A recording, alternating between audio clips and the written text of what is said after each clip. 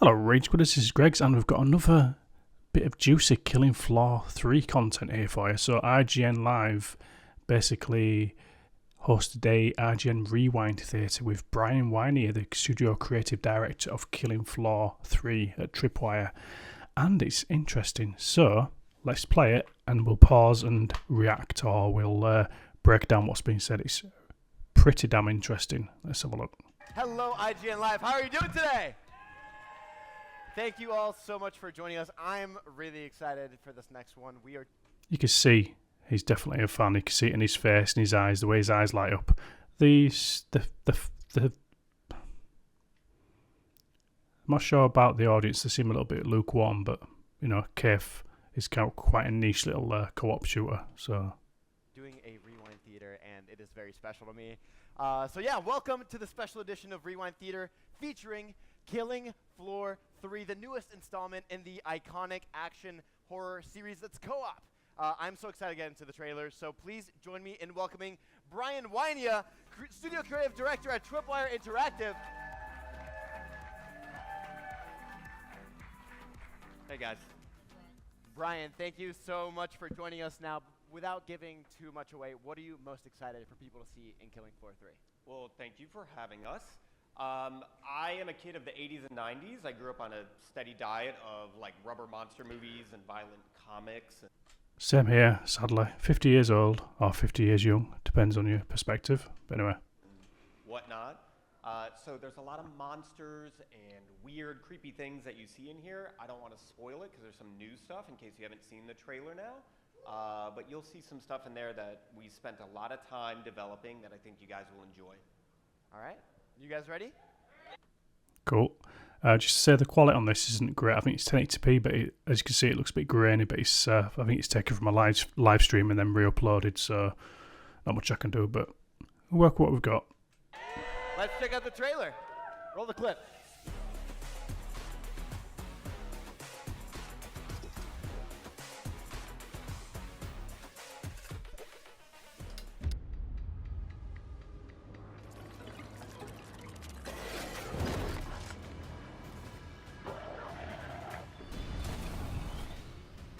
Ready for a bit of fun then?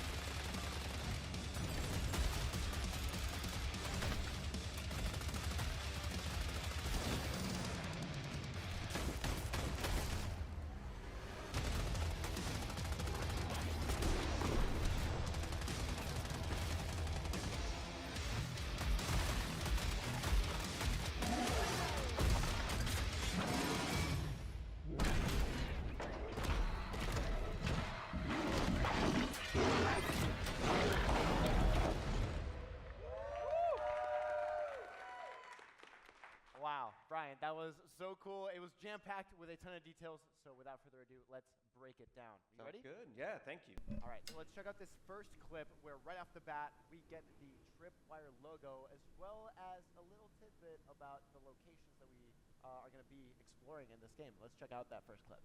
Absolutely.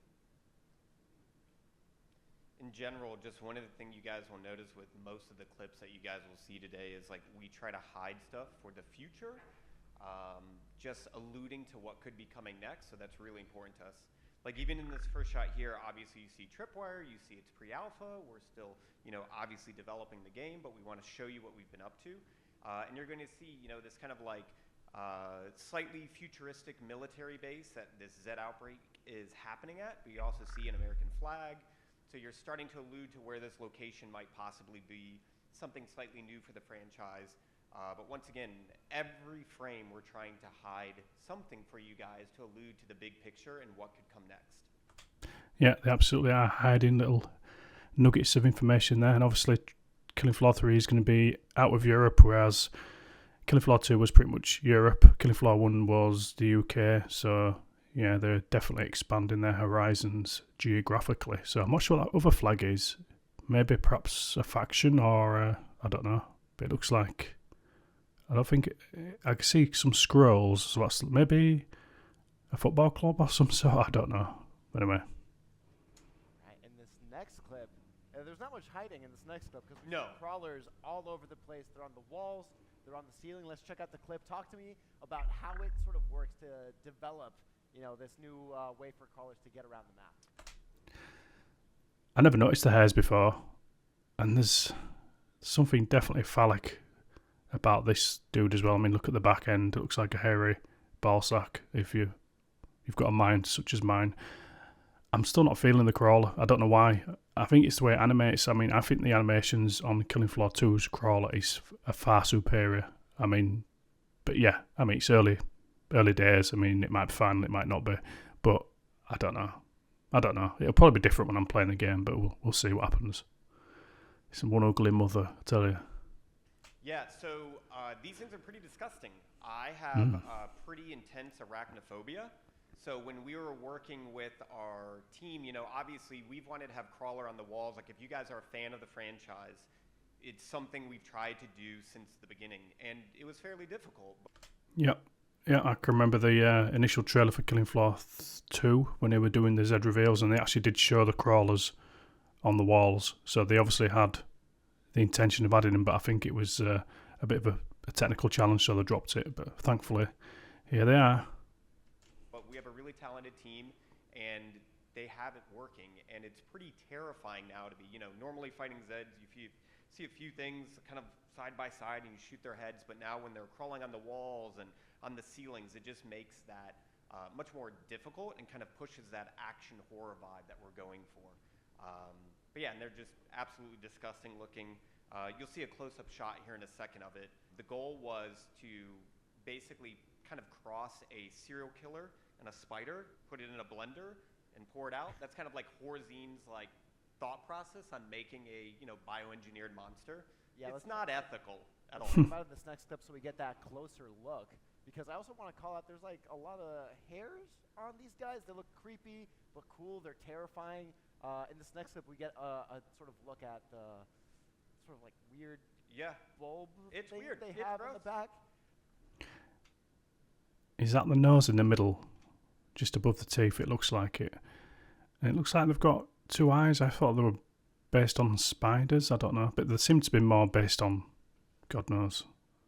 I'm definitely getting a Thing vibe from it anyway, with the texture and the fleshy tones and the shiny, horrible disgustingness of it, and the sort of, I don't know what it is actually, veiny, sort of nodule effects on the face and the chin. It just looks cool, but I just don't know what it is. I just don't click with it for some reason. It's probably me problem. Yeah, talk to me about these guys. So even this, we have a really talented concept art and creature art department. And for me, like I said, being a kid of the 80s and 90s and having this kind of obsession with monsters is really important that we made something that felt memorable and iconic. We wanted to obviously tip our hat to the previous design, but how would this creature have been evolved over that time period? So you'll notice it doesn't have one eyeball. It has a cluster of many little eyeballs. Does it? I can't see them. It must be because of the quality of the footage. Unless the bit that I think is a nose are actually eyes, but yeah, around to this bit here. So these look like eyes here. So it could be around this eyes here, this place here. I don't know. Skull. You want something to look gross? Just put little hairs on it. If it's wet and hairy, it's usually going to be pretty disgusting. So they did that. Love it. Up next, we get a return of one of the iconic enemies. We see the Husk right here with a new jetpack. Talk to me about the redesign of the Husk for this game. Yeah, so as I was saying before, in previous Killing Floor games, a lot of the enemies were very similar heights, somewhat similar scales, all very humanoid. Our VP, Alan Wilson, used to talk about the cone of danger. And the cone of danger is fairly small, you could kind of scan across a crowd and all these heads were at these different levels. But now that cone of danger has increased dramatically with crawlers being on the walls, Husks having the ability to kind of propel and jetpack around. There's some really terrifying sequences, like the building that you actually see behind them right there. They can jump up on that and kind of flank players and things like that. So when you're playing the game, you have to keep your head on a swivel or you're going to be overwhelmed really quickly. That's really interesting. So I'm wondering how the AI is going to react to players who are really mobile. I mean, again, it brings me back to the question about how the zip line is going to work. Are they going to be static, or is it something you're going to be able to deploy as like a specialist? I'm just wondering how the sort of the Zeds who are basically can't fly, how they're going to navigate the terrain if you're high up and zip lining over time. It's going to be interesting to see how it works. This guy's going to be a pain in the ass. I can just feel it. Yeah, they might pop up behind you, and then you're going to be in real trouble. Yeah. But up next, we get to see a look at a returning character, Mr. Foster. Talk to me about bringing him back to Killing Floor 3. So this was obviously a fan favorite character, and it was pretty much the first thing that we established when we knew we were Killing Floor 3. Yep. I think as well there's scope for the cosmetic systems here. So I'm just starting to remember new bits of information from the previous trailer breakdowns. I reckon this part, I think that's going to be a cosmetic. It's an opportunity for a new cosmetic piece. So if they are going to do it, hopefully we can have more regions to kit out our character, like be a bit more modular, like new gloves, arm pieces, armbands, boots. Make it really modular, so you can do pretty much every area of the body. That'd be pretty cool. If you're going to do it, go big. We knew it was going to be called Killing Floor 3, and we knew Mr. Foster was going to be there.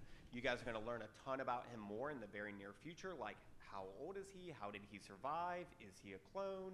That's interesting. Is he a clone? I'm not sure if this was ever sort of touched on in the last two games. I don't think so. But, yeah.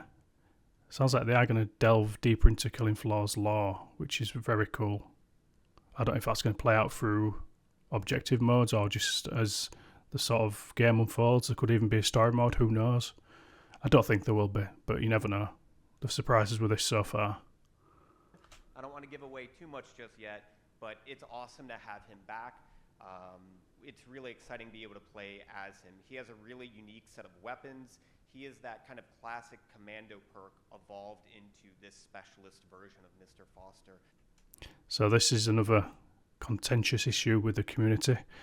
Replacing the perks with basically characters with skills or weapons assigned to them. So you're not going to be able to sort of use any weapon for any perk, which I didn't really play much off-perk in Killing Floor, mainly 2, because the only sort of off-perk stuff I did was, well, survivalist, I suppose, but also maybe I purchased a syringe, a medic pistol with a syringe just on top of my SWAT or my commando loadout just to heal people quickly. But yeah, I'm not sure how they're going to do this. I mean, a lot of people are using the term hero shooter, and that's what it's coming across as. You've got a character, he's got a specific set of weapons assigned to him.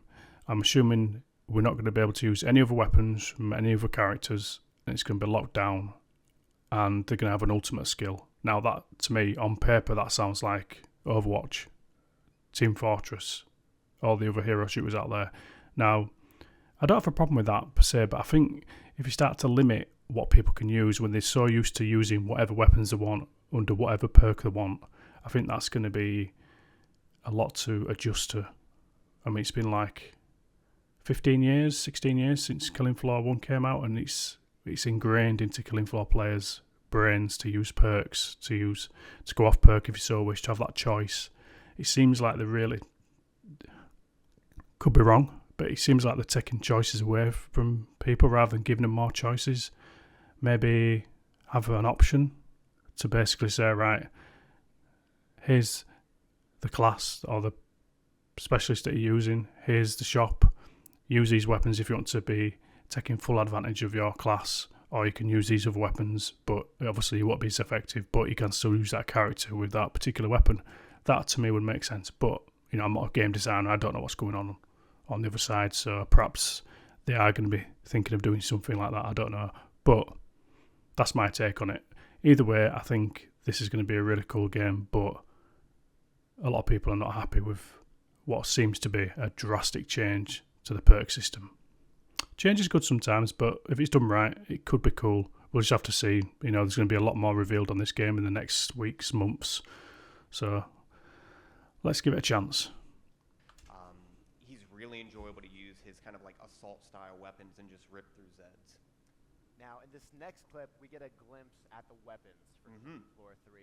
I always love the designs for them. Talk to me about how you sort of take weapons that are maybe in the real world and then adapt them to this sort of like near future aspect. Absolutely. So Tripwire is really known for their weapons and their guns. And even though some of these guns are like near future, like what would a Scar look like 70 years from now? What would a particular bullpup look like 70 years from now?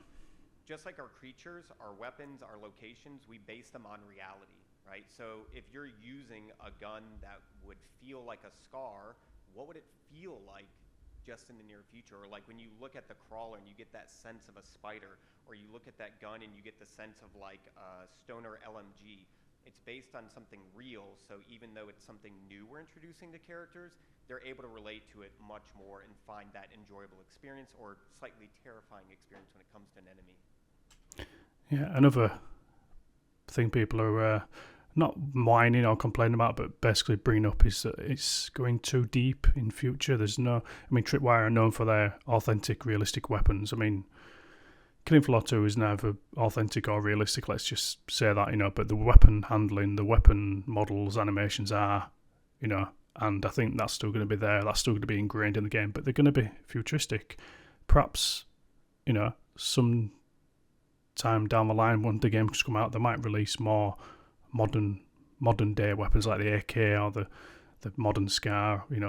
Anything's possible. For God's sake, you couldn't get any wacky one with the set of guns that we got in Killing Floor 2. Doshin gun, we got a shrink ray, we got all sorts of crazy shit. So just because it's futuristic and they do look like futuristic guns, this looks pretty futuristic, it doesn't mean it's not going to be fun, it's not going to be a good experience. It just means that it's going to be in theme with the game. So, there is that.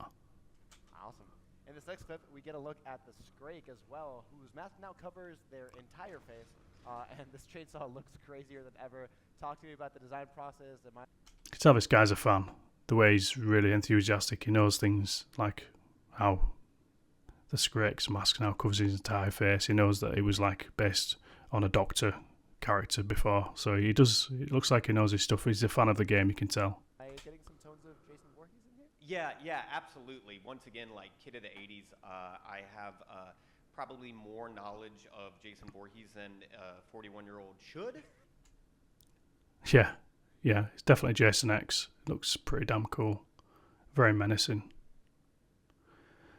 So yeah, I wonder if he's going to use that grapple hook just to grapple players, or if he's going to be able to grapple to higher points. That would be really cool.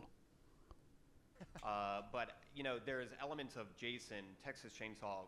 We're very big horror fans, and we want to tip our hat to some of our favorite franchises, the things that inspired us, and kind of sharing those with the new generation. The Scrake has always been really interesting, but there were classic things that we wanted to see. We knew you guys wanted to see the Scrake pointing, so we put that in here, right? It's something classic from the franchise. It's something that he's been doing. And when he points at you with a chainsaw the size of you, it definitely makes you feel pretty intimidated. He can get in your face very quickly now. The thing when you see a lot of these kind of glowing emissive elements on there, that is us communicating to you as a player, this is a threat, you should focus on this, you should target it. You can actually shoot that face mask off and expose this kind of giant critical zone on his face and take him out. If you saw our Scrake reveal video, you see a close-up of kind of that terrifying look. But even his chainsaw, if he's really hassling you, why don't you use your weapons to disable what he's attacking you with so you can get the upper hand? Absolutely. Now, of course, one of the things that's my favorite thing about the Killing Floor series is the gore that's in this next clip. We get join the club, brother. It's exceptional. It's really cool. They really did amp it up in Killing Floor 2, and looks like they're doing it the same here. I don't know if they're going to be using any proprietary Flex Physics stuff this time, because it's all UE5, so I think it's got its own very cool liquid simulation going on. Sort of a montage of different gore elements, including a pretty gruesome head stab. Let's roll that clip so we can check it out. Talk to me about how Gore has evolved in killing floor 3, because I mean, this just looks sick. Yeah, I hope there's like no children in the audience. I know we were like age gating this, so if you snuck in Macaulay Culkin or whatever, I'm sorry. Yeah, obviously Gore is a huge staple of the franchise. For us, Gore in our game should be a celebration. It's an over-the-top experience. Like It is, and I've heard no mention of meat too, because meat, massive evisceration and trauma, was a massive sort of selling point of Killing Floor 2's blood and gore. Perhaps they've just done away with it and just thought, right, just create the system and don't have any buzzwords. But I quite miss those days. But there you go. when you see Gore in our game, we want you to be like, oh shit, that's awesome, and not like, oh god, I'm gonna be sick, right? It's a way that we punctuate the action and the horror that we're doing in the game. All of the Zeds are built up with a variety of different meshes, so you can dismember them, you can shoot their face apart, their head explodes in multiple different ways. It's all about player impact. You have this big, giant, powerful weapon, and what is it doing to that enemy? Some of the Zeds now you might actually see later in a clip, but like if you shoot their legs out, they'll still be crawling at you. And that is amazing. That is the first for Killing Floor. I cannot wait. So I think as the previous developer video showed it, it's like clots coming towards you, just all burnt and just dripping away blood and stuff, and Bloat's just having the arms and belly ripped away by shotgun blasts and stuff, but they just keep coming. That was in Killing Floor Incursion. I remember slicing off a clot's arms and blood was just oozing from his severed arms and just stumpy blood everywhere, and he just kept coming towards me. So I'm glad they've actually brought that across. That's pretty cool. Things like that. So really make sure that you are tearing them apart piece by piece. Some things that you'll even see is when you shoot a character, if it's like a smaller caliber, like if you use your sidearm like a pistol, it'll punch a small hole and you can kind of see their rib cage and internal organs and guts and kind of things like that.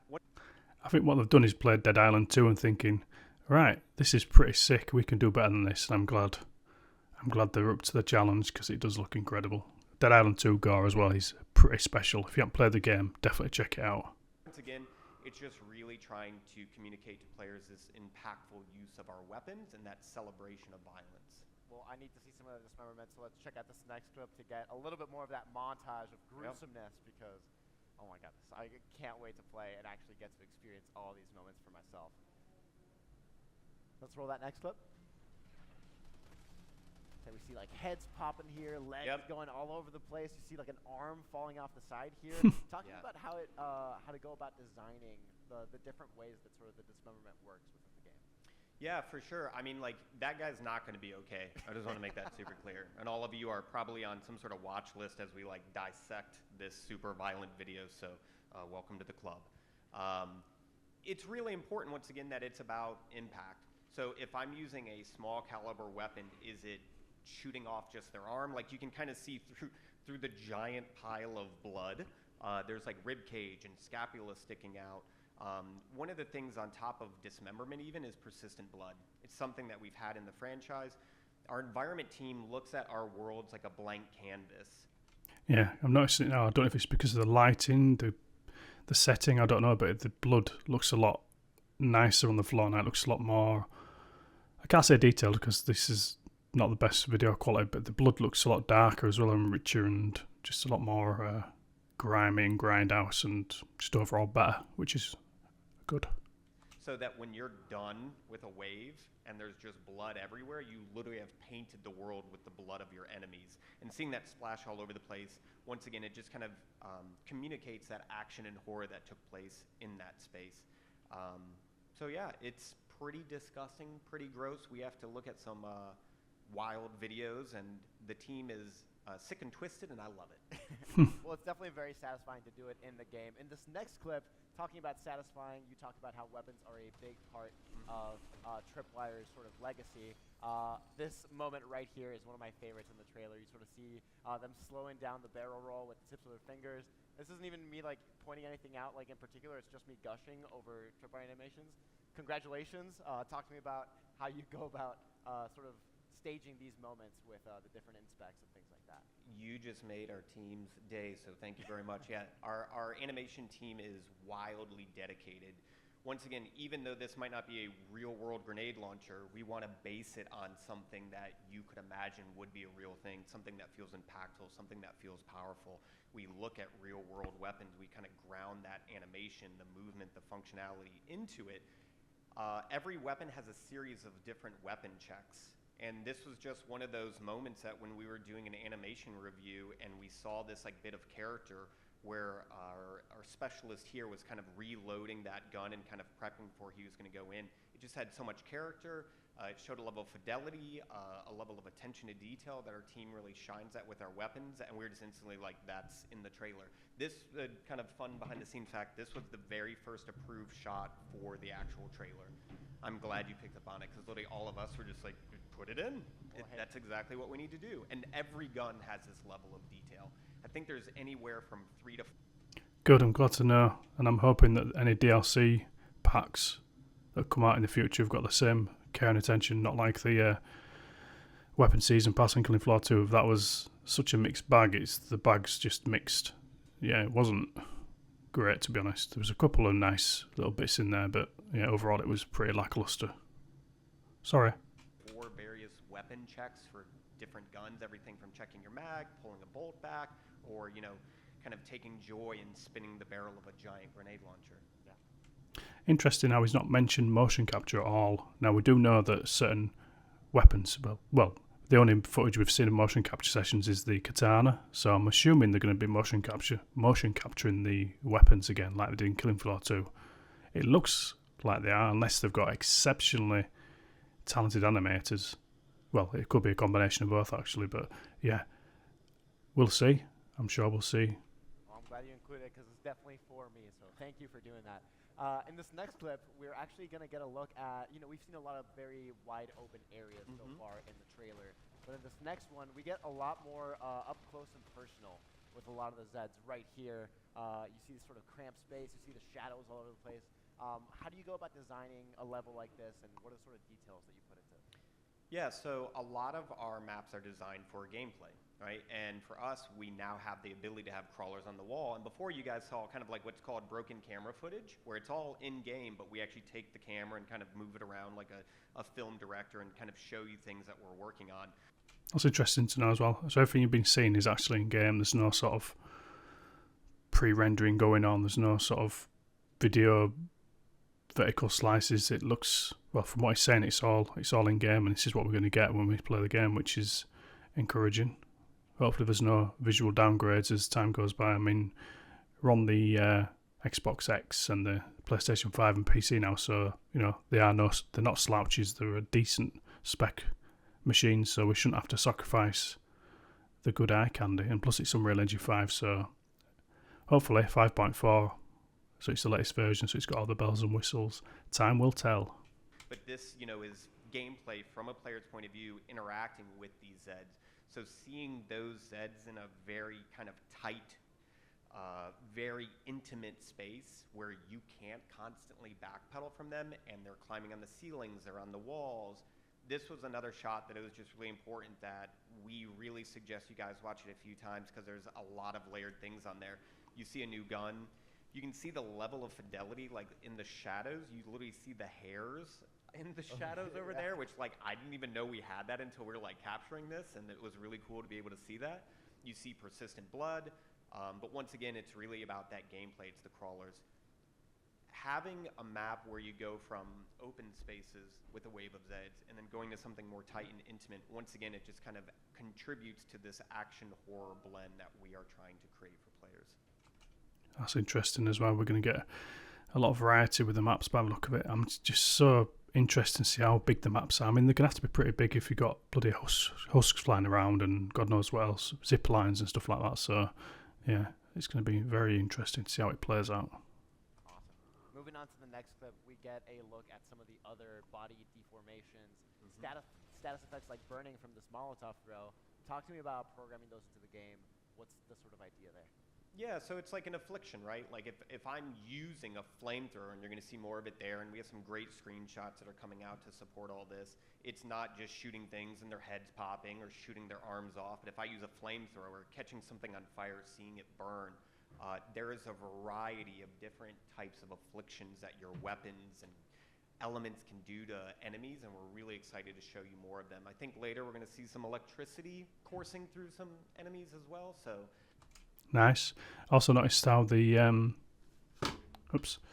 how this is all broken through. So I'm wondering if there's going to be like certain key breach areas, which makes me wonder if they're going to absolutely do away with the welder. I don't know if they're going to keep the welder. Obviously they've got the medic syringe. I've seen that a couple of times where you're shooting up just to heal yourself, but the welder's not come into it yet, which is interesting. Are they going to keep it, or are they going to completely ditch it?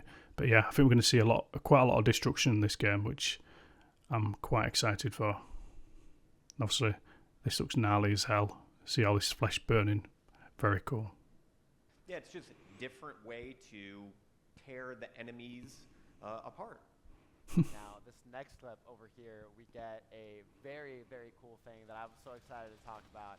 We get a little bit more of this montage of bloodiness, exploding, lighting people on fire. That electric trap.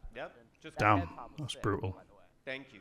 Yeah, it's that was a fun one to do. It feels weird saying it over and over again, but shooting things in the head in our game feels really good. You can see the passion from Brian as he's basically just describing the development process, and you can see he's excited about it, and that's good. That's good to know. I'm psyched about the zipline system, but I'm also a bit concerned about, again, I mentioned earlier, how the Zed's gonna find you, how they're gonna get you if you're up at a high spot. I mean, I don't know how it's gonna work, but yeah, it'd be interesting to see how the AI reacts to your movements in the game. I hope you all experience it. I would love to shoot monsters in the face with you. So yeah, it's pretty crazy. But then, yeah. So this is the moment I want to talk about the zip line. Talk to me about the different sort of modes of traversal, movement, and why you sort of implemented these in the game. Yeah, so this is pretty big. Like previously in Killing Floor, movement was somewhat restricted. But as we started to increase what Zeds could do to you, I have no problem challenging you guys as players. Like, we should make really intense Zeds, really intense threats. But we also, a little fan going around on the left-hand side. Is that going to be an environmental hazard? Are you going to be able to entice the Zeds into there to meet some dicey death? That could be interesting. It does look like it's made as an environmental hazard where you can just literally, maybe you can push or punch or kick a Zed into there. That would be amazing. That would be super, super cool. If you play Callisto Protocol, I mentioned this before, you'll know what I mean, how satisfying that can be. Have to give you the opportunity to actually fight back. Like, Killing Floor is at its best when you have like 2 rounds left and you're literally like wiping the sweat off your brow. But I can't tell you how many times that like a zip line has essentially saved my life, right? Like, we'll talk about who you see at the end. He's chased me a few times and I've had to hop on this guy and get out of there. Or I might have a teammate's in trouble and being able to deploy a zip line and get over to them. It just is like, if they're flying and they're crawling, we're going to need you vaulting. We're going to need you sliding. There's a dash that you'll even get to kind of see later. There you go. Vaulting, dashing, climbing ladders. Interesting. So we're going to be a lot more agile. That's going to be a massive change, isn't it? My goodness. But if it's needed, it's needed. I mean, the Zeds have obviously got more skills and, you know, we need something. Now with certain enemies having projectile attacks, we have to give you not only guns, but some other tools in your arsenal to be able to kind of combat these enemies. Mantling as well. Interesting. I love it. Yeah, let's check out this next clip because it's definitely something that I was not expecting to be included. You know, you see this sort of get blasted by a husk right there. That's always intense. Right here, we get a drone. What's that all about? Yeah, so this is Mr. Foster's gadget. Each one of our specialists has a unique gadget that is unique to their gameplay. It was really important to us that each AKA an ultimate, which I'm fine with. Specialists had a really defined role on the battlefield. So Mr. Foster is that classic commando. If you like using various assault rifles, LMG, Maybe not ultimate. scars, things like that, this is your character. You guys obviously saw the firebug. If you like setting things on fire, you like using flamethrowers, Molotovs, she's the character for you. And once again, each one of them has their own unique gadget. And the way we kind of describe these internally, it's basically your oh shit moment, right? So at this point, you see Mr. Foster about to be overwhelmed. You just mash that button, and it's essentially going to kind of give you that opportunity to be that hero, save your teammates, save yourself, and just escape. Once again, powerful weapons, various ways of traversals, tools and gadgets so that you can stand a chance against these enemies. Yeah, it seems like the enemies have really evolved a lot, and so you need to be able to match that some way, somehow. Also, another breach over there, look. So it's interesting how it's going to play out. Also, I think there might be it might be a variant of this, if both as a SMG or a rifle attachment or a grenade, because I'm sure I saw a grenade version of this just absolutely popping Zeds, so that should be interesting. Absolutely. And these are all the tools at your disposal. I love it. Speaking of enemies that have been leveled up, I got so excited when I saw this. In this next clip, we get a look at the Fleshpound making their way back and killing floor 3. They just look so terrifying. I'm excited to see them back. Am I right, guys? That's so cool. They look really Now angry they this have, time. like, a whip for their arms? Yeah, well, it's like when you already saw the original Fleshpound, you know, the team for KF1 and KF2, and many of them still on KF3, it was already pretty intense. So it's like, how do you take this giant guy with meat grinders and make it that much more intense? And it's like, well, let's just kind of get him right in your face. And where the Scrake might actually run you down and try to saw you in half with this kind of giant chainsaw auger, we're just like, these should essentially giant whips and kind of maces that he can kind of smash on top of you. There's a lot of things to break down, even in this this kind of section of the trailer. New gun, look at critical zones. You're going to see the slide. Lots of little things here for all of our fans. So please take the time, check it out, and see kind of all those subtle details that we're putting into it. But Yeah, that gun looks pretty beefy. Looks like I wouldn't even know where to start with that. But I wonder if that sight, is that an ACOG site? I think it is. I think that's probably part of the customization, which is looking forward to that, definitely. I've been wanting that for ages on Killing Floor. Also silencers as well as grips and stuff like that. Larger magazines, drums, stuff like that, according to the PC Gamer article. Sounds good. yeah, he's a bit intense to fight. I'm just going to throw that out there. Yeah. And we wanted kind of players to think like, oh, it's the Fleshpound. It's like their biggest bad guy, but you'll see where we kind of end the trailer. Yeah, little do they know that up next we get a look at this absolute monstrosity that I just need to know more about. It's like a shark tank buster sword thing? Yeah, I mean, maybe there was a little bit of... Yeah. Thank you. Thank you. Maybe there was a little bit of man-eater left in the tank. I've always liked sharks. I don't know. No, honestly, the kind of the creative pitch for this is when we start to design a new enemy for the game, we try to think about it the way that Horzine, as these are all engineered bioweapons, like they view these like a product, right? Like how would they build it? And for, you know, if the crawler is basically a serial killer and a spider mixed into a blender, this is essentially a silverback gorilla and an M1 Abram tank. This is what Horzine would sell to various individuals in the world if they wanted to start a war. Interesting. I think those tanks on the back, the red orangey tanks at the back, I think they're going to be weak spots, and I think maybe the arms, they might have guns mounted to them, which could be interesting because he does mention something in a second about how it's got different weapon styles or weapon types, I should add. Let's have a look. Right. So being able to fight against these things, it's intense. I don't want to spoil too much, but we wanted to show you guys, you've seen Reimagined, you've seen returning classic Zeds, but we wanted to show you something new. And this is just literally the tip of the spear. Kind of no pun intended. Don't get stabbed by that giant thing.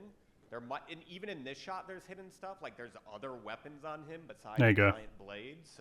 Yeah, I think the arms are going to double up as cannons or plasma rifles or something. And like I said, I think those tanks on the back are going to be weak spots. We shall see. Read some comments about how this is very much inspired by Doom 2016, Doom Eternal, or maybe even Doom 3, which you can kind of see it. There's like a Strug.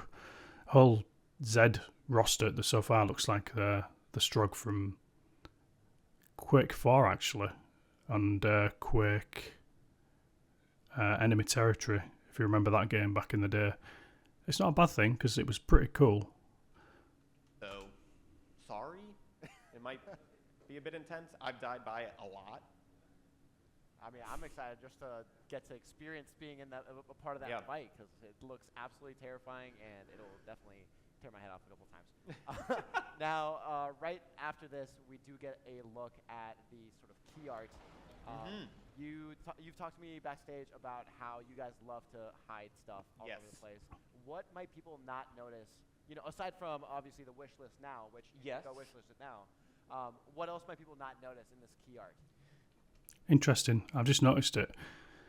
Hunched over. Could that be the siren, or could it be something else? That's the spikes. I don't know if it's part of the artwork or if it's actually got spikes on it. Could be the clot. Yeah, Scrake there. That could be a Husk down there. Interesting. They're sneaky out. They're very sneaky. Yeah, so we have a community out there that loves doing breakdowns of our various videos. You guys know who you are? We do. I do. You guys, we very much watch your videos. We very much enjoy them. Like I said, every frame we are trying to give the player more information about the game. These are the weapons that you're using. These are the enemies that you're fighting. But when you guys have watched our Zed Reveal videos, we've kind of hinted at what the next Zed might possibly be. In this piece of key art, there are things you guys have not seen yet. So everything we're putting out, there is some sort of hint for the future. So I won't totally spoil it, but in that wave of Zeds and pile of blood, there are some classic returning friends, and also some kind of new horrors on the horizon as well. There you go, new Zeds. Well, we've got a new Zed straight away, haven't we? The massive boss. This is going to be interesting. It's going to be interesting how many bosses going to have as well. So I think at the moment we've got, in Killing Floor 2, we've got 4. Hans, King Fleshpound, Kev, Matriarch, on the Abomination, so we've got 5. Yeah. Well, I love it. Brian, thank you so much for joining us. Everybody give it up for Brian. Thank you guys. I can't wait to join Nightfall and mow down hordes of Zeds. But before we go, we have a special clip. Yeah, here's another kind of fan favorite, the Bloat. Mm-hmm.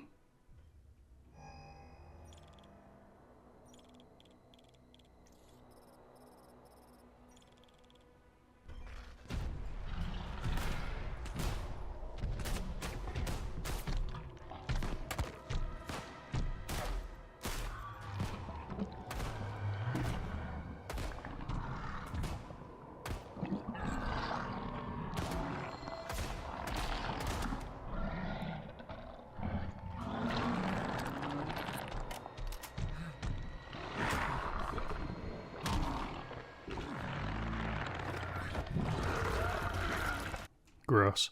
I think the Bloat is the most favourite reveal so far. It's just so good, and it tells you a lot as well. So I think the player's going to be able to be in a down state when they get killed. So we're not going to get killed straight away. And I think the medic's going to be playing a massive role in reviving players. We'll see.